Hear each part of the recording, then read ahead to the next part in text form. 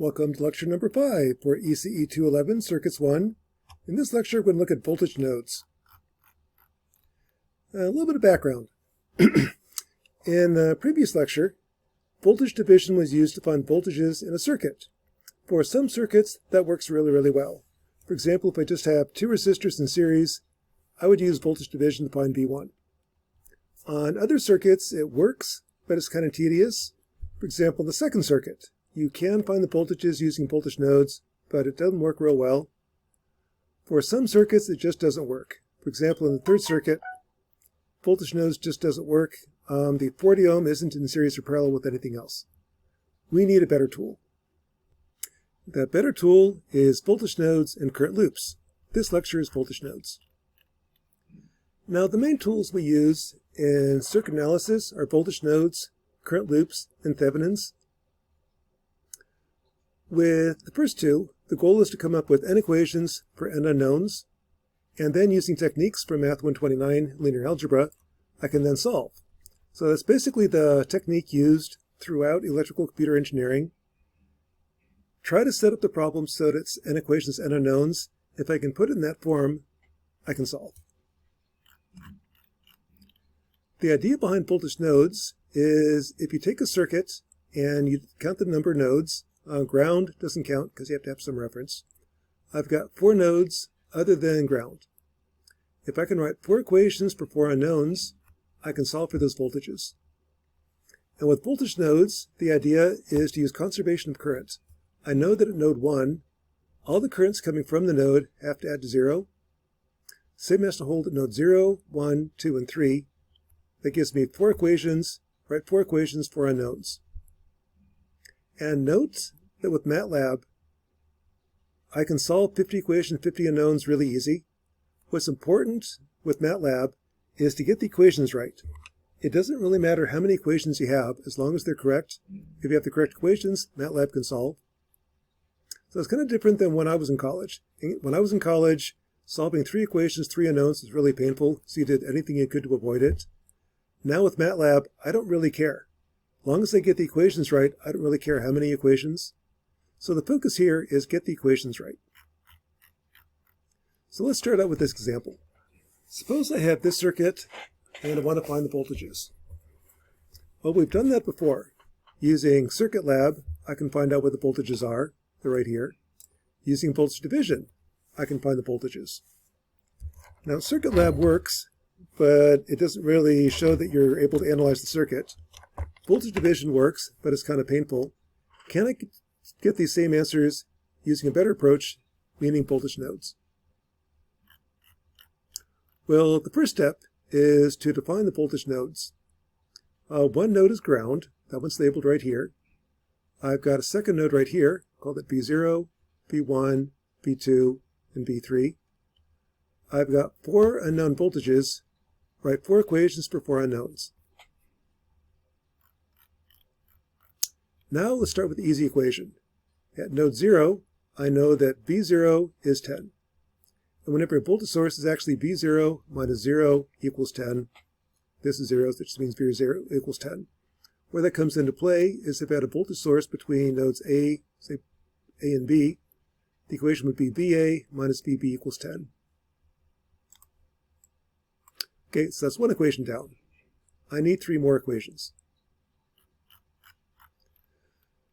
Let's go to node 1. At node 1, I don't know what the voltage is. Whatever it is, the currents have to balance. So I know that the current left plus current down plus current right equals 0. IA plus IB plus IC equals 0. IA is V1 minus V0 over 10. Current down, IB is V1 minus 0 over 100. IC, V1 minus V2 over 20. Now there's a couple ways to write this. Some people like saying current in equals current out. I prefer saying the current from the node equals 0. If you do it that way, there's a pattern. At node 1, all the V1s are positive. All the other voltages are negative. That's a quick way to check for sign errors. And the second way to check are units. Volts over ohms is amps. If amps plus amps plus amps, that makes sense. That's a quick way to check for an error. If it's something like this, I would have amps plus volts. That's nonsense. You can't do that. So there's a mistake. Everything's got to have the same units. Okay, so that's node 1. Let's try node 2. At node 2, the current left, down, and right equals 0.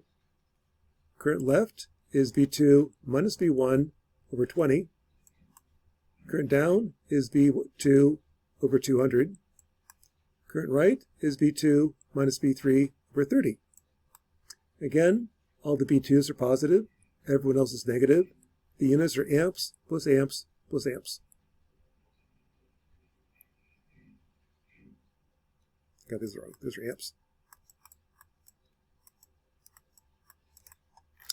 At node 3, current left plus current down equals 0.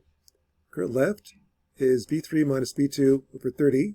Current down is V3 over 300. That's got to add to 0. Again, I got amps plus amps. All the units match. The net result, I've got 4 equations, 4 unknowns. Now, typically on a test, this is where you stop. On homeworks, I can solve 4 equations, 4 unknowns. On tests, that's actually kind of hard to do. But the important thing is get the equations right. If you have MATLAB, you can solve. On tests, typically you don't have MATLAB. Okay, so let's try this one. Here's a problem. I've got 3 unknown voltages. Give me 3 equations, 3 unknowns. Okay, what I would do, start with the equation. I know that V1 is 10. Actually, technically, V1 minus 0 equals 10, or V1 equals 10. I need 2 more equations. At node 2, let's do this one in red. At node 2, current left, current down, current right equals 0. Current left is V2 minus V1 over 20. Current down is V2 over 200. Current right is V2 minus V3 over 30. Third equation, let's do this one in green. Current left, current up, current down equals 0. Current left is V3 minus V2 over 30. Current up is V3 minus V1 over 10. And current down is V3 over 300. And that's got to equal 0. The second equation wasn't an equation. Now it is. 3 equations, 3 unknowns. Now kind of note, if I was trying to do voltage division, I'd be stuck. I don't know what to do with voltage division. With voltage nodes, that 10 ohm resistor is not an issue. It's just as another term. Okay, once you write the equations, solve. This is where MATLAB comes in handy. MATLAB works really well with matrices, so let's put this in matrix form. To do that, I've got these 4 equations. I'm going to group terms, put all the V0s, V1s, V2s together. And you can kind of see there's a pattern here. At node 1, for example, between 1 and 0, I've got 10 ohms. At node 1, I've got 3 resistors, 10, 100, and 20. Between 1 and 2, I've got 20 ohms. The things attached to V1 are positive, everyone else is negative. So you can almost see the circuit from these equations. Once you group the terms, put it in matrix form. So here's the equations in matrix form. What I like doing is reminding myself the first column is times V0, this is times V1, V2, V3. So the first equation is V0 is 10. Second equation, minus 1/10 V0 plus this mess times V1 minus 1/20th V2 equals 0. Third equation, minus 1/20th V1 plus this mess times V2 minus 1/30th V2, V3 equals 0, and so on. To solve, throw it in MATLAB. So here's the first equation, second, third, fourth, pack them all together. Here's the second one. The voltage is inverse of A times B. Same thing I got in Circuit Lab.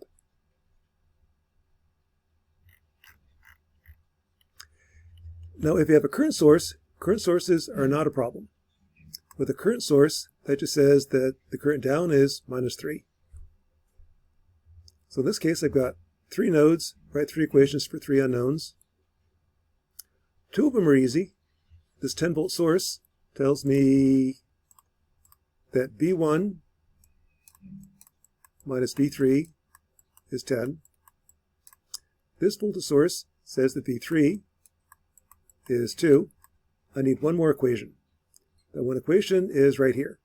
Current left, V2 minus V1 over 4, plus this current, minus 3, plus V2 minus V3 over 8 equals 0. The current source specifies I2. I can just write it out. So here's your 3 equations. First one, the first voltage source. Second voltage source. And the third one, V2 minus V1 over 4, minus 3, plus V2 minus V3 over 8 is 0.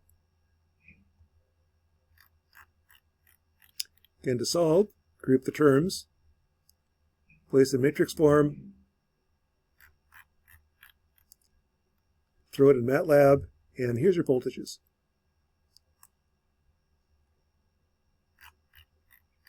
If you want to check, you could build the circuit in Circuit Lab, find the voltages, and get the same thing. 12, 16.6, 2, 12, 16.6, 2.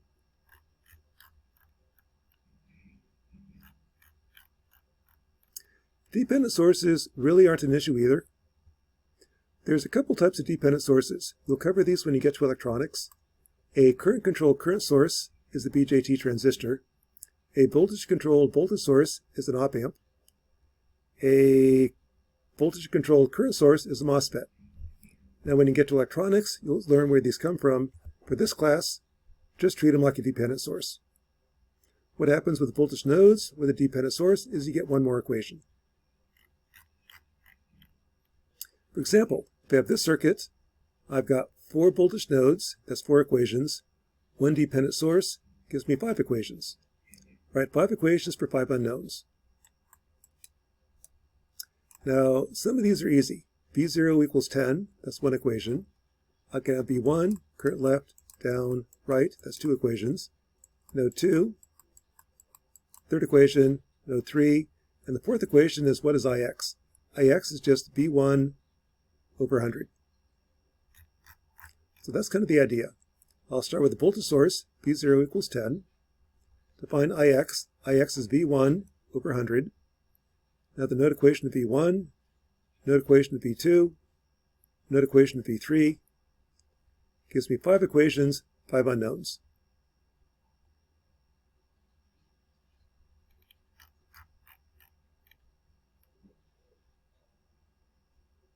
Another variation. Suppose this is a voltage-controlled current source. Okay, nothing really changes. I get V0 is 10.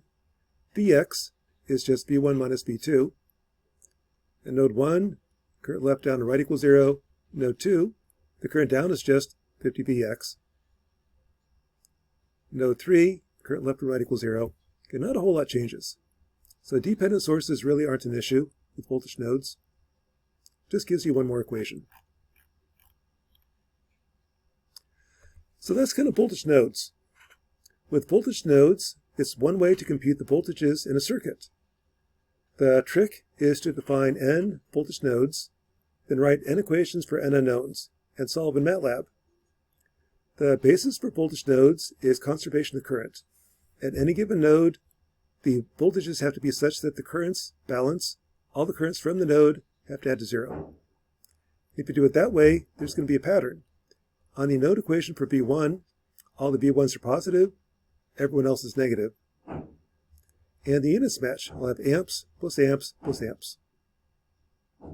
So that's lecture number 5 for ECE 211, voltage nodes.